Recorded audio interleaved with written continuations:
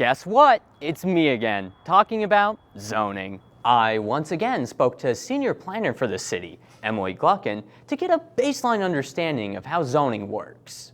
Zoning is kind of a set of regulations in a title that has been decided upon by our governing body, which is City Council. Gotcha. Yeah. I guess just to back up, like, what even is a regulation?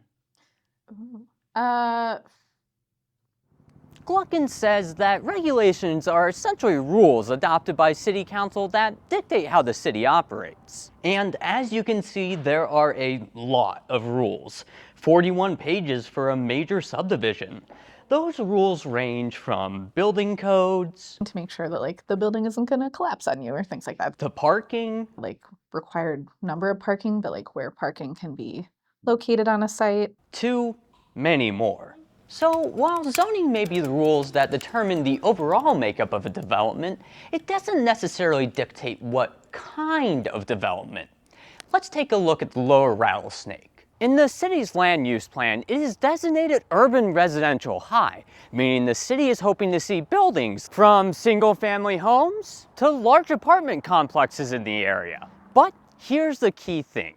Just because the Lower Rattlesnake is designated urban residential high doesn't mean the city is only going to approve large apartment complexes in the area. It doesn't have the power to.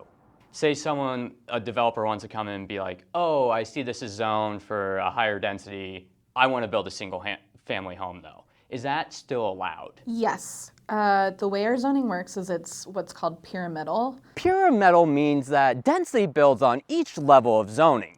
If an area has residential development at all, they can all have single-family homes. They're kind of the base. So while the Lower Rattlesnake may be zoned for urban residential high, that doesn't mean that new single-family homes and duplexes and such won't still be built. So to summarize it all, zoning is essentially the rules that the city sets for certain areas, and then they review a development to make sure it complies with all those rules. Does that make sense? In Missoula, I'm Zach Volheim, MTN News.